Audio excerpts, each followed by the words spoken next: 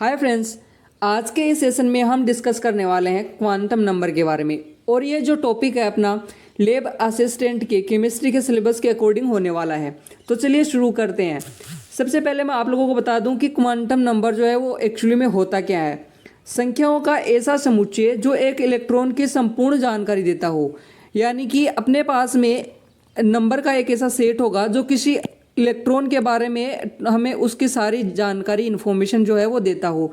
यानी कि वो कौन से ऑर्बिटल में पाया जाएगा, उसकी एनर्जी क्या होगी, ऑर्बिटल की शेप क्या होगी, ये सब जानकारी हमें जिन नंबर से मिलती है उनको हम क्या कहते हैं, क्वांटम नंबर कहते हैं। ये तो हो जाती है गाइस डेफिनेशन। अब मैं बात करूँ उसके टाइप की, तो क्वांटम नंबर 4 प्रकार के होते हैं।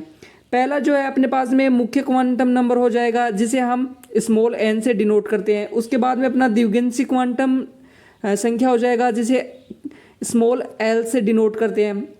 फिर थर्ड हो जाएगा चुंबकीय क्वांटम संख्या, जिसे स्मॉल m से डिनोट करते हैं। और लास्ट हो जाएगा चक्रण क्वांटम संख्या, जो कि स्पिन से रिलेटेड होता है, उसे स्मॉल s से आइडेंटिफाई करते हैं। तो यहाँ से n l m s जो है अपने पास में 4 क्वांटम संख्याएं हो जाती हैं। तो चलिए इनके बारे में एक एक करके हम पढ़ते हैं। देखिए यहाँ पे एक नोट लगा हुआ है कि प्रथम 3 जो क्वांटम संख्याएं हैं, यानी कि मुख्य क्वांटम संख्या, द्विगिंशी और चुंबकीय क्वांटम संख्या जो है श्रोडिंगर तरंग समीकरण के हल से प्राप्त होती हैं ये तीनों।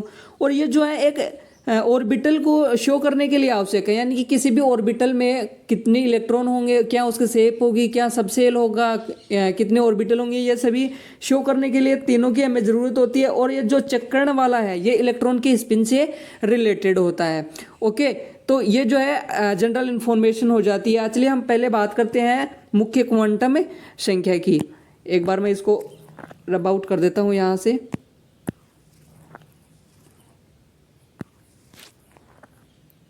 ठीक है गाइज, तो यहाँ से चेक करिएगा अपने पास में। अभी देखिए पहला आ जाता है अपने पास में मुख्य क्वांटम संख्या। अब यहाँ पे मुख्य क्वांटम संख्या जो है वो क्या किसके बारे में जानकारी देगी, वो सबसे पहले हम जानते हैं। इसे स्मॉल n से डिनोट करते हैं। यह कोश के आकार एवं ऊर्जा की जानकारी देगी। यानी कि अगर हमें किसी भी एटम का, यानी कि इलेक्ट्रॉन जो है वो एटम में पाए जाएंगे किसी भी परमाणु के अंदर, तो उसके अंदर कौन से सेल के अंदर इलेक्ट्रॉन पाया जाएगा ये हमें पता चल पाता है इससे। जैसे कि यहाँ पे मैं यहाँ पे शो कर रखा है कोस के एल एम एन। यहाँ पे n की संख्या जो है k के लिए क्या होगी 1, l के लिए क्या होगी 2, इसी तरह m के लिए क्या होगी 3 और n के लिए क्या होगी 4 होगी।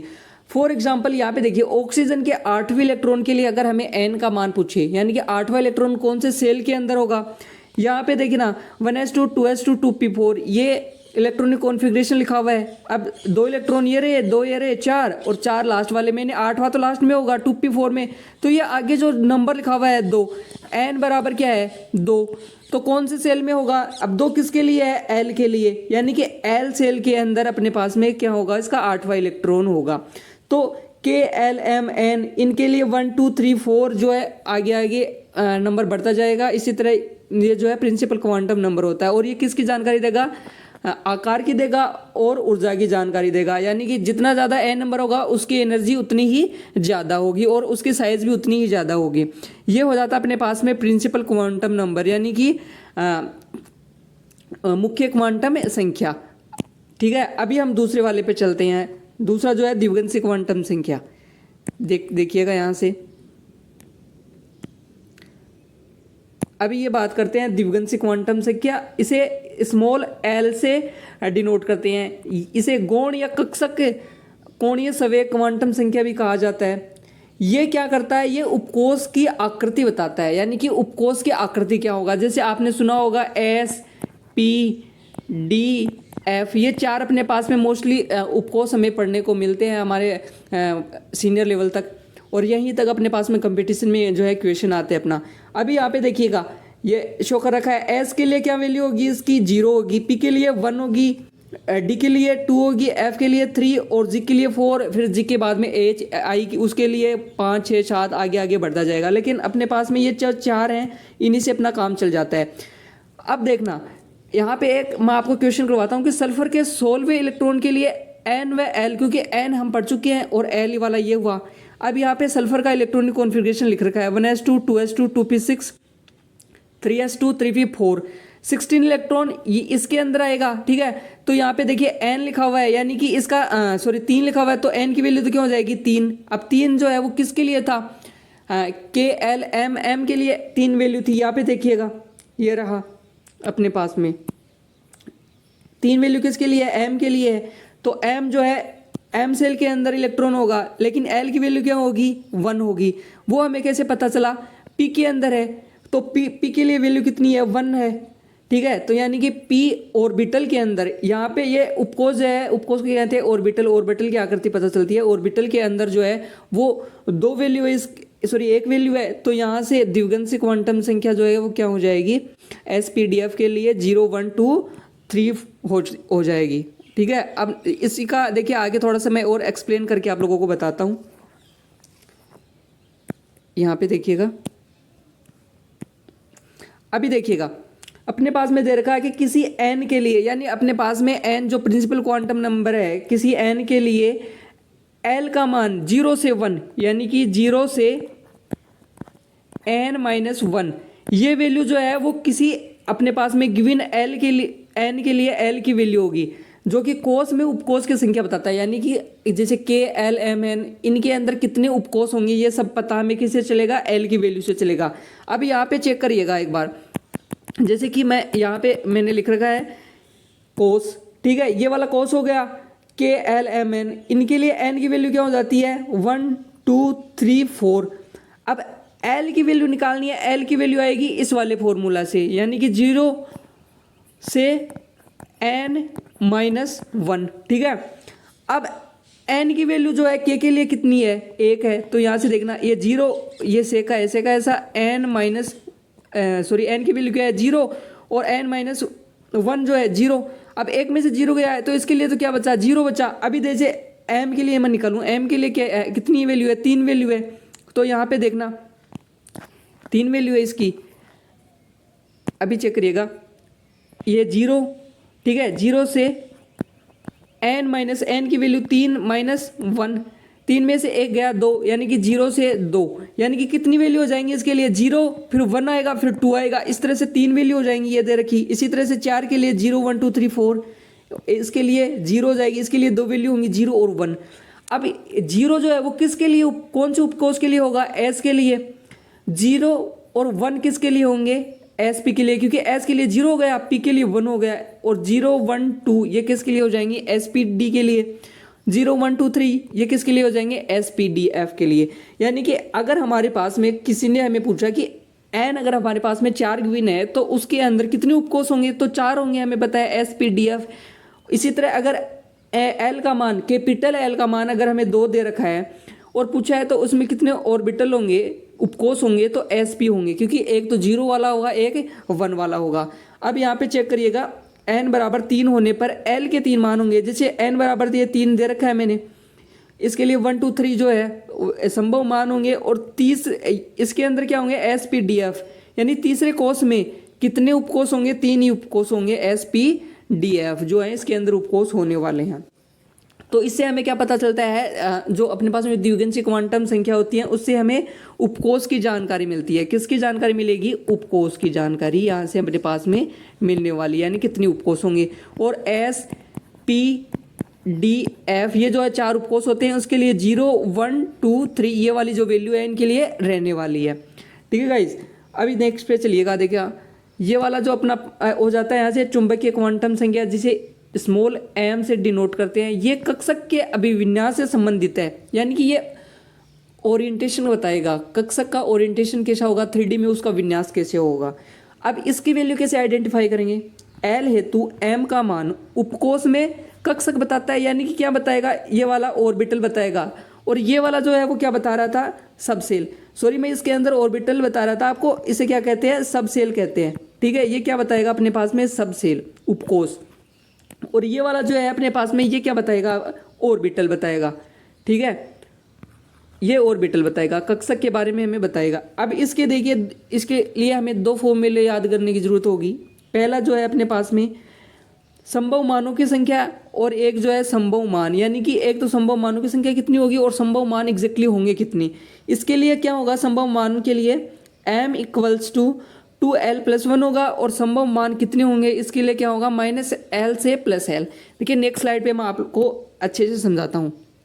यहाँ पे चेक करिएगा, मैंने उपकोष 4 बताए थे SPDF, इनके लिए L की वैल्यू S के लिए 0, P के लिए 1, D के लिए 2, F के लिए 3। संभावित मान जो है वो कितने होंगे 2l+1। अब यहाँ पर चेक करना 2l+1 जो है, मैं यहाँ पे बता देता हूँ आपको 2l+1 ये वाला अपने पास में फॉर्मूला रहने वाला है, ठीक है। अब यहाँ पे चेक करना एक बार, अपन निकालते हैं यहाँ से डी के लिए निकालते हैं। डी के लिए एल की वैल्यू कितनी है 2 है, तो 2 है तो देखना इसके लिए कितना इसका वैल्यू आएगा। अभी एल की वैल्यू 2 रख देते हैं, 2 पुट करते हैं किसके लिए डी के लिए। डी के लिए निकाल रहे हैं तो 2 × 2 + 1, 2 दूनी 4 + 1 5। तो डी के लिए अपने पास में एल की वैल्यू जो है सॉरी एम की वैल्यू कितनी आई 5 आई, यानी कि 5 वैल्यू इसके अपने पास में रहने वाली है। यहाँ से देखिए डी के लिए 5 वैल्यू होंगी। अब संभावित मान होंगे कितने, ये कैसे डिनोट करेंगे ये चेक करना अपने पास में। इसके लिए क्या होगा यहाँ पे मैं बता देता हूँ, फॉर्मूला क्या था अपना -l से +l रहने वाला है। अब देखिए डी के लिए अपने पास में कितनी वैल्यू आई थी 5 वैल्यू आई थी। अब हमें 5 वैल्यू निकालनी है इसकी। एक तो देखिए 0, एल जो है एल की वैल्यू कितनी होती है इसके लिए अपने पास में, एल की वैल्यू 2 होती है। चेक करना एक बार, ये देखिए यहाँ से डी के लिए कितनी होगी 2 होगी। अब इसमें निकालेंगे कैसे, ये हमने 2 रख दिया यहाँ से, ये प्लस वाला 2 रख दिया, ठीक है। अब प्लस वाला 2 हो जाएगा एक, तो एक क्या होगा प्लस वाला 1, फिर 0, उसके बाद में -1 और यहाँ से -2। यानी कि अभी समझ में आया आपको। यहाँ से देखिए -l, एल के लिए डी के लिए एल की वैल्यू कितनी है 2 है, तो -l से +l, -2 +2 के बीच में कितने नंबर होंगे वो नंबर अपने पास में निकल के आए। यहाँ से देखना 1 2 3 4 5, ये ओरिएंटेशन को बताते हैं। ये माइनस और प्लस क्या है, ये ओरिएंटेशन को बता रहे हैं, एक्स एक्सिस में, वाई एक्सिस में, और ये वाला जो है ये भी एक्सिस को बता रहा है, जेड एक्सिस को बता रहा है यहाँ से, ठीक है। तो इसी तरह से इसकी 5 वैल्यू होंगी। एल की जो है डी के लिए एल की वैल्यू कितनी होती है 2, लेकिन इसके संभावित मान कितने होंगे 5 मान होंगे, ठीक है गाइस। ये वाला मैं आप लोगों को बता रहा था। तो इस फॉर्मूले के अंदर एल की वैल्यू रखते जाएंगे हम। एल की वैल्यू इसके लिए 0 रखेंगे तो यहाँ से देखिए ये तो 0 हो जाएगा यहाँ से, और 1 बचेगा। जैसे मैं आप लोगों को इसी पे बता देता हूँ एक बार के लिए, इसको मैं एक बार इरेज कर देता हूँ। जैसे अगर मैं निकालूँ एस के लिए निकालूँ, एस के लिए निकाल लूँगा मैं, एस के लिए एल की वैल्यू कितनी हो जाएगी 0। अपना फॉर्मूला क्या है 2l+1, तो यहाँ से देखना 2 × 0 + 1, ये तो पूरा 0 हो गया, तो 0 + 1 = क्या हो जाएगा 0। तो s के लिए कितनी वैल्यू आने वाली है 0 आने वाली है। अब फॉर्मूले में रखेंगे -l से +l, तो इसकी तो लिए वैल्यू एक है 0 है, तो यहाँ से अपने पास में क्या आ जाएगी, इसकी वैल्यू जो है वो 0 आने वाली है, ठीक है गाइज। तो इसके लिए 0 हो जाएगी, इसके लिए 3 वैल्यू होंगी जो -1 0 +1, यानी कि एक आपको मैं इसका ट्रिक बता देता हूँ सीधा सा यहाँ से, जिससे कि आपको ज़्यादा कन्फ्यूजन ना हो। देखना अब हमें पता है कि s के लिए l की वैल्यू 0, तो यहाँ से इसका वैल्यू क्या होगी, l की वैल्यू क्या होगी 0 है, तो मान कितने होंगे 0 ही होगा।